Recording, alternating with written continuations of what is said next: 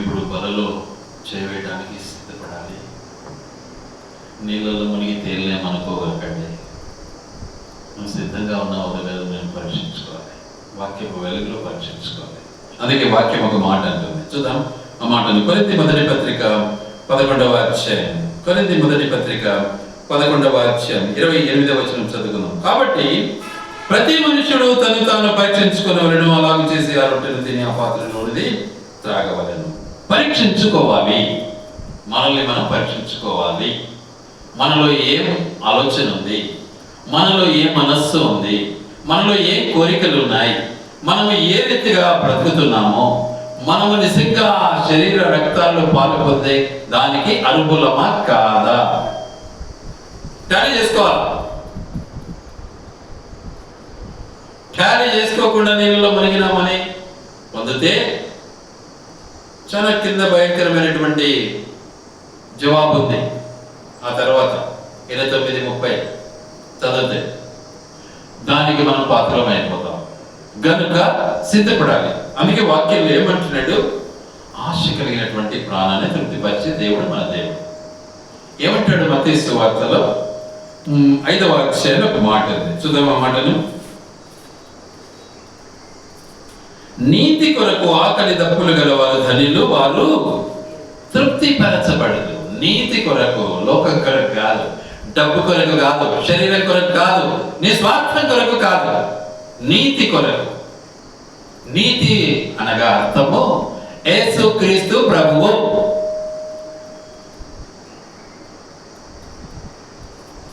కాబట్టి యేసయ్య కోసం నువ్వు ఆకలి దప్పులు కలిగి ఉంటే తృప్తి కలుగుతుంది నీకు. లోకం కోసం నువ్వు ఆకలి దప్పులు కలిగి ఉంటే ఆకలితోనే జీవిస్తూ ఉంటావు, తృప్తి రాదు నీకు. కాబట్టి నీతి కొరకు ఆకలి దప్పులు కావాలి, అప్పుడు నీకు సమృద్ధిని ఇవ్వడానికి దేవుడు ఇష్టపడతాడు. అయితే ఇక్కడ వచ్చినటువంటి జనులను మనం చూస్తే ఏం చేస్తున్నారు ఇక్కడ పరిస్థితి అంటే, అక్కడ చూద్దాం ఒకసారి 14వ వచనం, 13-14 చదువుకుందాం. మత్తయి సువార్త 14వ అధ్యాయం 13-14. యేసు ఆ సంగతి విని ధోని ఎక్కి అక్కడి నుండి అరణ్య ప్రదేశమునకు ఏకాంతంగా వెళ్ళెను. జన సమూహములు ఆయన సంగతి విని పట్టణము నుండి కాలినడకన ఆయన వెంట వెళ్ళిరి. ఇది సంగతి. అంటే వాళ్ళకి ఎవరు కావాలి? ఇప్పుడు యేసయ్య కావాలి, అంతే. యేసయ్య ఎలా ఉన్నాడు? ఎక్కడున్నాడు? అడవిలో ఉన్నాడు, ఆడంబరంలో లేడు. యేసయ్య ఎక్కడున్నాడు? అడవిలో ఉన్నాడు, పట్టణంలో లేడు. కానీ పట్టణంలో జనులు ఎక్కడికి వెళ్ళాలి? ఇప్పుడు అడవికి వెళ్ళాలి. వెళ్తారా? ఏసీ రూమ్ తీసి పెడితే వస్తారు మన వాళ్ళంతా.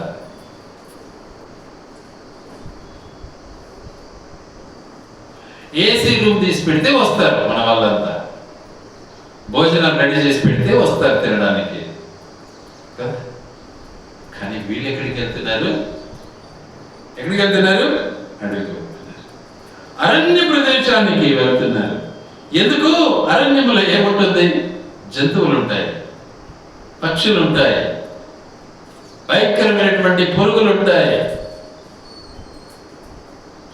ఆ ప్రదేశానికి వెళ్తున్నారు. కారణం, ఆ ప్రదేశంలో ఎవరున్నారు? యేసయ్య ఉన్నాడు. మరి వీరు జంతువులకు భయపడరా? భయపడతారు. కానీ నమ్మకం, విశ్వాసం ఎవరిపైన ఉంది? యేసయ్య పైన ఉంది. నమ్మకం, విశ్వాసం ఎవరిపైన ఉంది? యేసయ్య పైన ఉంది. యేసయ్య పైన ఉంది కాబట్టి అరణ్యానికి వెళ్ళడానికి ఇష్టపడుతున్నారు. ఎక్కడ నుంచి? సిటీ నుంచి పోతున్నారు. సిటీ నుంచి. మనమేమంటాం? అరణ్యం నుంచి సిటీకి పోతే బాగుంటుంది అంటాం. ఈరోజు సేవకులందరూ కూడా చుట్టుపొట్టి కావాలంటే ఎక్కడ సేవ చేస్తారు? టౌన్లో చేస్తాం, టౌన్లో ఉంటారు. పల్లెలకు పోరు. ఎందుకు పోరు పల్లెలకు? అక్కడ అవి ఉండవు, ఈ వసతులు ఉండవు, ఆడంబరం ఉండదు. కాబట్టి యేసయ్య ఎక్కడ నిలబడ్డాడు? పోయి అరణ్యంలో నిలబడ్డాడు. అక్కడికి పట్టణం నుండి కాలినడకన అందరూ బయలుదేరారు. కాలినడకన, బండ్లలో పోలే, కార్లలో పోలే, హెలికాప్టర్లో పోలే, నడుచుకుంటూ వెళ్ళారు. నేను నా చిన్నతనంలో హై స్కూల్ చదివేటప్పుడు మా ఇంటి నుంచి చర్చికి వెళ్ళాలి అంటే కనీసం అంటే ఒక 4 కిలోమీటర్లు ఉంటుంది. 4 కిలోమీటర్లు నడిచిపోయేవాళ్ళు. పొద్దున్న రెడీ సండే స్కూల్కి వెళ్ళేవాళ్ళు.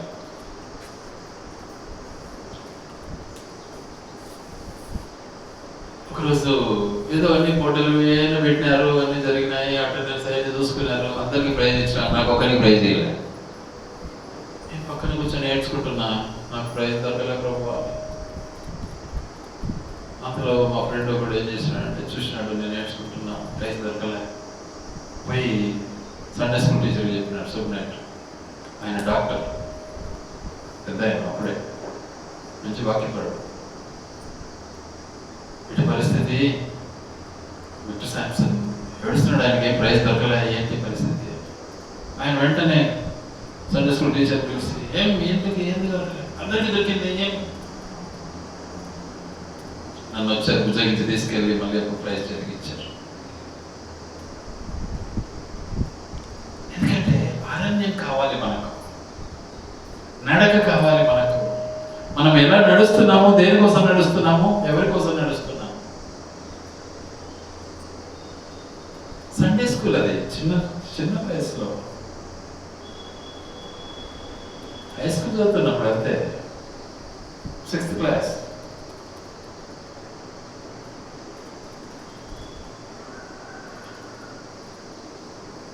దాదాపు 10 కిలోమీటర్లు నడిచేవాడిని రోజుకు స్కూల్కు. నడక. ఎక్కడి నుంచి? అడవిలో నుంచి స్కూల్కి రావాలంటే.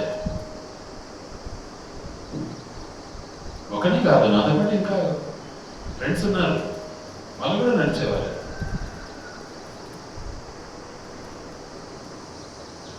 అప్పుడు నాకేమి చెప్పాలి అంటే, నాన్న అంత ఏమంటారు, అంత ఏం తక్కువలో లేడు, మంచి ఆస్తిపరుడు, 10 ఎకరాల భూమి కలిగినటువంటి వ్యక్తి. కావాలంటే నాకు సైకిల్ తీసి ఇచ్చవచ్చు. ఆ కాలం ఎక్కువ సైకిల్ వెళ్ళే, మోటార్ సైకిల్ తక్కువ, కానీ సైకిల్ తీపిలే నాకు. నేను కూడా అడగలే. పొద్దునే అంత క్యారియర్ ఇస్తారు, నడుచుకుంటూ దాదాపు 10 కిలోమీటర్లు, హాయిగా 10 కిలోమీటర్లు పోయి 10 కిలోమీటర్లు నడుచుకుంటూ వచ్చేవాళ్ళం.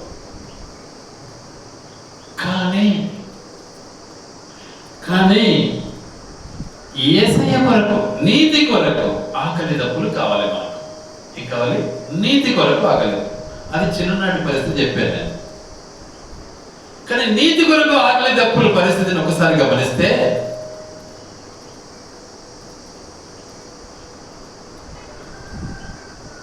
నా జీవితంలో నేను ఎప్పుడైతే సేవకు వచ్చానో,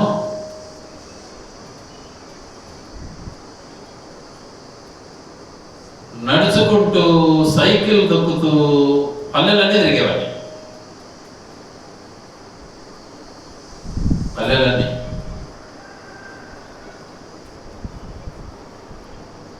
అమ్మగారు ఎక్కడే ఉన్నారు అడగండి, సైకిల్ ఎక్కించుకొని పోయేవాడిని సువార్తకు.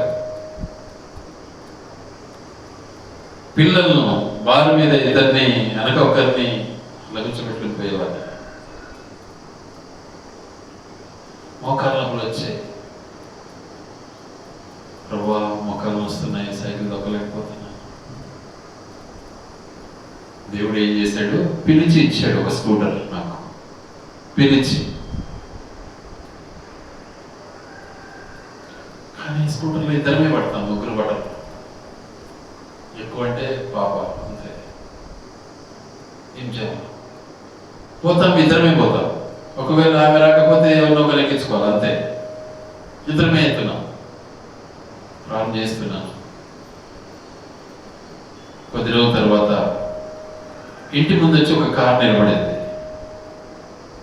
నేను అనుకున్నాను ఎవరో వచ్చినారు బాబు, ఎందుకంటే అందరూ వస్తుంటారు మన దగ్గరికి. చూస్తే ఒక కార్ నిలబెట్టి డోర్ తీసుకొని వచ్చి కీస్ తీసుకొని వచ్చి నా చేతికి ఇస్తున్నాడు. ఈ కీ ఇదిగో కార్ కీ, ఈ రోజు నుంచి నువ్వు ఈ కార్లో సేవ చేయాలి.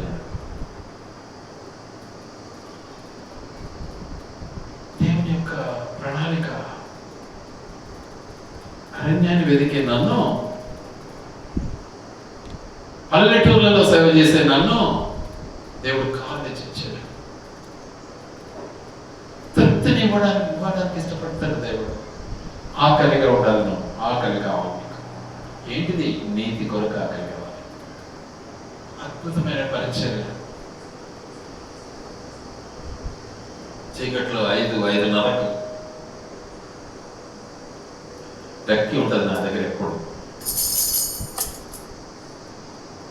డక్కి మోగితే అయిపోయా, వచ్చినాడు రా, అయ్యి వచ్చినాడు, అయ్యి వచ్చినాడు, అందరూ లేస్తారు, నిద్ర మేలుకుంటారు. పల్లెలలో అరణ్య జీవితాన్ని అనుభవించాలి. ఆడంబరం కాదు. ఎలా అనుభవించానో, కొంతకాలం ఒంటరిగా ఉన్నా. ఎందుకంటే వాళ్ళని వదిలిపెట్టడానికి ఇష్టపడలే. వీళ్ళని వదిలిపెట్టే కానీ వాళ్ళని వదిలిపెట్టాలి. అక్కడ అడవుల్లో, ఆ గ్రామాలలో ఉన్నటువంటి వాళ్ళని వదలలే. వీళ్ళని వదిలిపెట్టేసిన, మీరు పోటీ అని. అక్కడే నివాసం. ఏం తింటున్నా? పొద్దున్నే ఒక గ్లాస్ గంజి తాగుతా,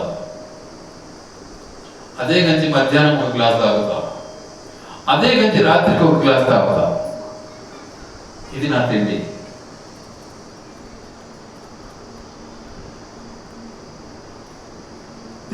దేవుడు అద్భుతంగా, ఆశ్చర్యంగా పరిచర్యను ఆశీర్వదించుకొచ్చాడు. చుట్టూ ప్రాంతం అంతా పరిగెత్తుకుంటూ వచ్చేవారు. మందిరం నిండిపోయింది, బయట ఎండలో కూర్చుంటున్నారంతా. అడవి, నేను చెప్పేది అడవి, అరణ్యం, ఏం టౌన్ కాదు. టౌన్ వ్యక్తిని అరణ్యానికి పోయినాను.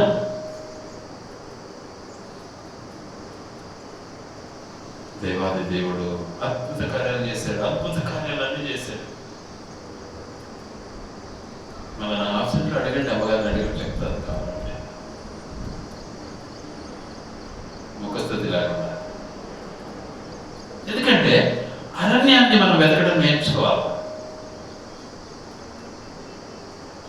అందుకే ఇక్కడ అంటున్నాడు, పట్టణము నుండి నిజంగా ఎవరు బయలుదేరారు? కాలినడకన బయలుదేరారు, అరణ్యానికి వెళ్తున్నారు, గొప్ప సమూహం. అప్పుడు దేవుడు కనికరించాడు. వీళ్ళంతా నా కోసం వస్తున్నారు. వీళ్ళకు విశ్వాసం వచ్చింది ఇప్పుడు నా పైన, వీళ్ళకి నమ్మకం వచ్చింది నా పైన. దేవుడు ఉదయరాశాన్ని గుర్తించిన దేవుడు. వాళ్ళ కొరకు ఏం చేయాలని ఇష్టపడ్డాడు? ఆయన భోజనం పెట్టాలనుకున్నాడు. అడవిలో అడుగుతుంది, హోటళ్ళు ఉంటాయి అక్కడ. నేను కూడా అదే చెప్తాను, ఎవరైనా వస్తామంటే అయ్యా మేము చేసి పెట్టలేము అంటా ఉంటాను. ఇప్పుడు నా పరిస్థితిని బట్టి ఆమె చేయలేదు, ఆమె వండి పెట్టలేదు. సంఘానికి ఏదో నలుగురు వస్తే ఏదో ఒకరు వాళ్ళలోనే ఒకరు అన్నం చేస్తే అదొక రకం. అట్లా లేరు ఇప్పుడు.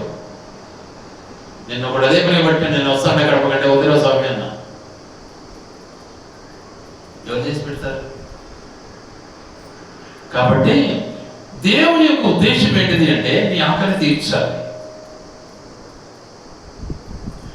అంతమందిని ఆయన అక్కడికి నడిపించాడు. ఎంతమంది నడిపించాడు? దాదాపు ఎంతమంది ఉన్నారు అక్కడ?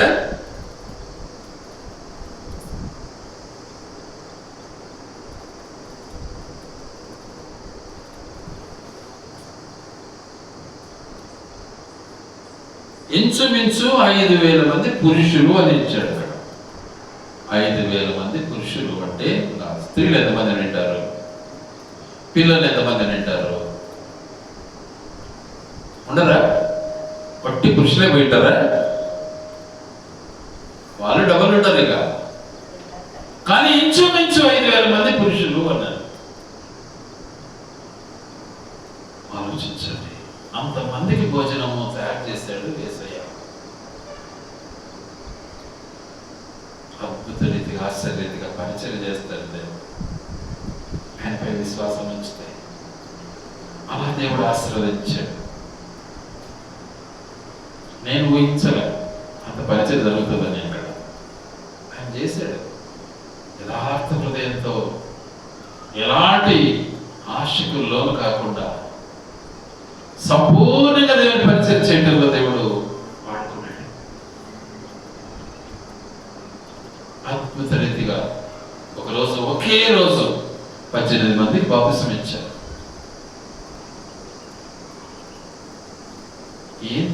ఏమైంది ఈ ఊర్లో? అడవిలో అది ఊరు. ఏమైంది? పండగ వాతావరణం వచ్చేసింది. అన్ని రకాలు ఉన్నారాడ, ఒక రకం కాదు. మొత్తం అన్ని కేటగిరీలు ఉన్నాయి అడవుల్లో. వాళ్ళు తెచ్చారు, వాళ్ళే అన్ని భోజనాలు అన్ని దేవుడు వాళ్ళని ప్రేరేపించారు, వాళ్ళే చేశారు. దేవుడు కార్యం చేస్తాడు. గనుక దేవుని యొక్క ఉద్దేశాన్ని మనము గుర్తిస్తే ఆయన భోజనం మన కొరకు సిద్ధం చేస్తాడు. అందుకే అక్కడ ఎంత భోజనం ఉంది ఏంటి? అక్కడ 2 చేపలు 5 రొట్టెలే ఉండేది. 2 చేపలు 5 రొట్టెలు అంతే. వాటిని ఆశీర్వదించాడు దేవుడు. మరి నేనేం తింటాను? అక్కడ పొద్దున్నే గంజి చేసుకుంటే సాయంత్రం దాకా 3 గ్లాసులు తాగేవాడిని. ఆలోచించండి, మరి అంతమంది భోజనం ఎలా వచ్చేసింది? ఆయన కార్యాలు అవి, ఆయన చిత్తం అది. నేను అపేక్షించేవాడిని, ఆశపడేవాడిని, నేను చికెన్లు మటన్లు తినేవాడిని ఏంటంటే ఆ రోజు అది జరిగేది కాదు. ఆశ ఈరోజు కూడా లేదు నాకు. ఈరోజు కూడా నేను ఆ టైప్లోనే ఉన్నా. గనుక ప్రభువులో మనం కొనసాగు నిమిత్తమై దేవుని యొక్క ఉద్దేశాన్ని బట్టి ఎప్పుడైతే భోజనానికి కూర్చుండబెట్టాడో అన్నాడు, వీళ్ళకి భోజనం పెట్టండి అన్నాడు శిష్యులు. ఎలాగా? కనీసం 200 రొట్టెలు తెచ్చినప్పుడు సాలవే వీళ్ళకు ఉన్నారు. మీరు కూర్చోబెట్టండి. పంక్తులుగా కూర్చోబెట్టాడు. పంక్తులుగా, బాగా ఆలోచన చేయాలి. పంక్తులుగా అంటే వరుస క్రమంలో.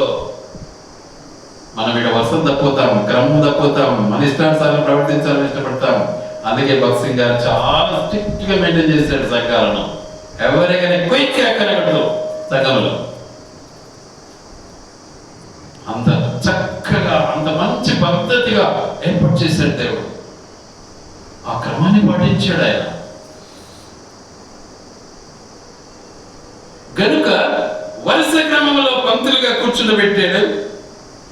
వాళ్ళు చక్కగా వేర్చాడు. భోజన పదార్థాలను వడ్డించమన్నాడు. ఎక్కడికి మీరు వెళ్ళక్కర్లే. ఆ 2 చేపలు, ఆ 5 రొట్టెలను దేవుడు ఆశీర్వదించి వారికి వడ్డించమని అప్పగించాడు. ఆకాశం వైపు కనులెత్తి చూశాడు. ప్రభువా, ఈ ఆహారాన్ని ఆశీర్వదించు. ఎందుకంటే ఆ ఆహారము, ఆ రొట్టెలు, ఆ చేపలు అది శరీర ఆహారం. కానీ దేవుడు మనకు ఆత్మీయ ఆహారం ఇవ్వాలని ఇష్టపడతాడు. ఆత్మీయ ఆహారం తినడానికి ఎవరికి ఇస్తారులే. మనకు కావాల్సింది శరీరాహారమే. చికెన్లు, మటన్లే, బిర్యానీలే. కానీ దేవుని ఉద్దేశం అది కాదు. దేవుని ఉద్దేశము ఆత్మీయ ఆహారముతో నిన్ను తృప్తిపరచాలి. చూడండి ఏమంటాడు మత్తయి సువార్త 26వ అధ్యాయం 26వ వచనం. 26వ అధ్యాయం 26వ వచనం. వారు భోజనము చేయుచుండగా యేసు ఒక రొట్టెను పట్టుకుని దాన్ని ఆశీర్వదించి విరిచి తన శిష్యులకు ఇచ్చి, మీరు తీసుకొని తినుడి, ఇది నా శరీరము అన్నాడు. ఒక రొట్టెను పట్టుకొని ఆశీర్వదించి, ఇది మీరు తీసుకొని దీంట్లో తినండి, ఇది నా శరీరము, జాగ్రత్త అన్నాడు. ఆయన శరీరాన్ని తినాలి అంటే మనకు హక్కు ఉండాలి కదా. ఈరోజు ఒకరి స్థలాన్ని ఒకడు ఆక్రమించుకోవాలి అంటే ఎప్పుడెప్పుడు అని ఉంటారు. కానీ ఆయన శరీరాన్ని తినాలి అంటే హక్కు కావాలి, హక్కు, రైట్ ఉండాలి మీకు. ఊరికి రాదది, డబ్బు పెడితే రాదది. కాబట్టి ఆ హక్కును సంపాదించుకోవాలి. ఆ హక్కును సంపాదించుకోవడానికి ఏం చేయాలి? నువ్వు ఈ సిటీని విడిచిపెట్టాలా, ఆ పట్టణాన్ని విడిచిపెట్టాలా, అరణ్యానికి పరిగెత్తేది నేర్చుకోవాలి, ఆడంబరాన్ని విడిచిపెట్టాలి, నీతిని వెతకడం నేర్చుకోవాలి. న్యాయం ఎక్కడుంది అంటే సభ చెప్తారు, అది అన్నో అడవుల్లో ఉంది, ఈడాడుంది న్యాయము ప్రజల్లో అంటారు. కాదు, ఆ న్యాయం కోసం నువ్వు పరిగెత్తేది నేర్చుకోవాలి. స్వార్థరహితమైనటువంటి నీ జీవితాన్ని అనుభవించడం నువ్వు నేర్చుకోవాలి. అప్పుడే ఆయన శరీరంలో పాలు నీకు లభిస్తుంది, అదర్వైజ్ అది నీకు దొరకదు. కనుక అట్టి శరీరాన్ని నువ్వు పొందటంలో, అట్టి భాగాన్ని నువ్వు పొందటంలో, అట్టి ప్రాధాన్యతను పొందటంలో నీకు దేవుడు అప్పగిస్తాడు. ఏమని? ఈ పని నీది అంటాడు. ఏ పని? నా శరీరం తినడం నీ పని, నా రక్తాన్ని త్రాగడం నీ పని, ఇది నీ పని. అప్పగిస్తాడు. నీకు నువ్వు సంపాదించుకొని, నేను బిర్యానీ తింటాను, తిను, ఎవరికి వద్దు, కానీ ఈ ఆహారం కదా నీకు. నువ్వు నిజంగా ఏది కోరుకుంటున్నావు? లగ్జరీ లైఫ్ ను కోరుకుంటున్నావా? అది నీకు దొరకదు. నువ్వు అరణ్యాన్ని కోరుకో, నీకు ఇస్తాడు అది దేవుడు. అరణ్యంలో లగ్జరీ ఉండదు, అరణ్యంలో క్రమశిక్షణ ఉంటుంది. అందుకే అంటాడు దేవుడు ఒక మాట, గ్రంథంలో రాసి పెట్టాడు అవన్నీ. చీమలను చూసి బుద్ధి తెచ్చుకోండి అంటాడు. ఎందుకు? వరుసగా పోతుంటాయి, తప్పు పక్క కట్టు. నువ్వు పోతావాట, నువ్వు దిక్కును చూస్తావు, మేకపోత చూసినట్టు చూస్తావు. గొర్రెలా తలంచుకొని పోలేవు, ఈ చేత కాదు. కాబట్టి దిక్కులు చూస్తే పరిస్థితి ఏమైపోతుంది? పాపంలో మునిగిపోతావు. కాబట్టి జంతువులను చూడని వెళ్ళి జంతువులు చూడు అంటాడు దేవుడు. ఎంత క్రమంగా ఉంటాయో.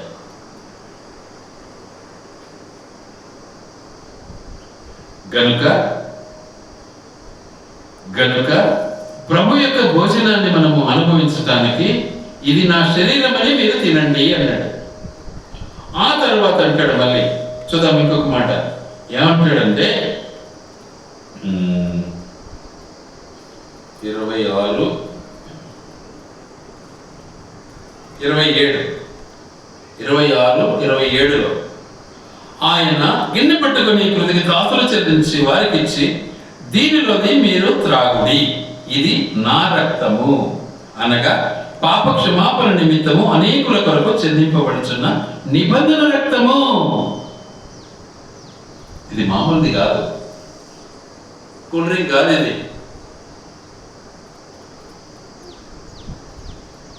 కాబట్టి ఈ రక్తాన్ని, ఇది నాది, నేను ధారపోసిన రక్తం ఇది, కాబట్టి ఈ రక్తాన్ని మీరు తాగండి అన్నాడు.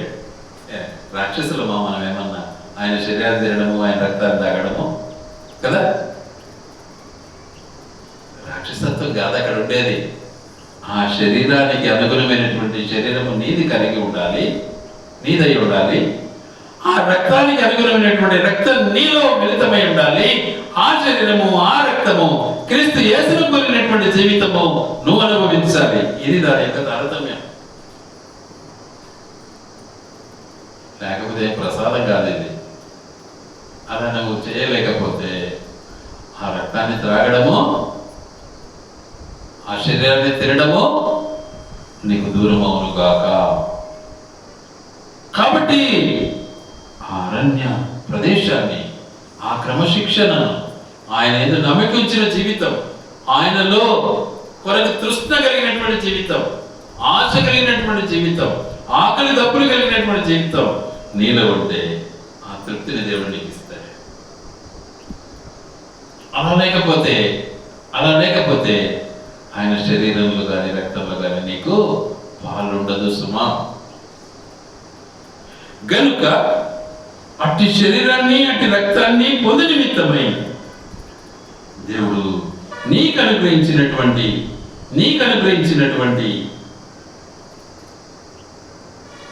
ఆధిక్యతను నువ్వు పొందాలి. క్రీస్తు యేసునందు నీకు అప్పగించబడాలి. అందుకే అపోస్తలుడైనటువంటి పౌలు గారు ఒక మాట అంటాడు. ఏమంటాడంటే కొరింథీ మొదటి పత్రిక 11లో అంటాడు ఆ మాట. ఏమంటాడు? 23లో, నేను మీకు అప్పగించిన దానిని ప్రభువు వలన పొందితిని. అది నాకు అప్పగించబడింది, నేను మీకు అప్పగిస్తున్నాను అంటాడు. అది నాకు అప్పగించబడింది, నేను మీకు అప్పగిస్తున్నాను. ఏమి అప్పగించాడు దేవుడు పౌలు గారికి? తన శరీరాన్ని, తన రక్తాన్ని ఇచ్చాడు. ఇప్పుడు పౌలు గారు ఏం చేస్తున్నారు? తన శరీరమును తన రక్తమును అప్పగించేశాడు లోకానికి. నాది అని ఎంచలే ఆయన. ఈరోజు మనం నాది అని ఎంచుతున్నాం. చూసుకోండి ఒకసారి, ఎంత ఆడంబరం, ఎంత సొగసు మనకు, ఎంత ఐశ్వర్యం మనకు. మరి మనం పాలు పొందొచ్చా? చూసుకోండి ఒకసారి. ఆయన శరీరము ఆడంబరాన్ని కోరిందే? ఆయన రక్తము సుఖాన్ని కోరిందే? మరి నువ్వేం చేస్తున్నావు? మోసం చేస్తున్నావా? నువ్వు కనపడలేదనుకుంటున్నావా? నేను ఆయన చూస్తూనే ఉన్నాడు. నీ శరీరం ఏం కోరుతా ఉంది? నీ రక్తం ఏం కోరుతా ఉంది? ఆ పరిశుద్ధత నీకుందా? అందులో పాలు పొందాలి అంటే ఆ పరిశుద్ధతను అపేక్షించే బ్రతుకు నీకు కావాలి. అప్పుడు నీ జీవితం ధన్యమవుతుంది. అప్పుడు నీవు అందులో పాలు పొందడానికి ధన్యుని వేతావు, ధన్యురాలు వేతావు.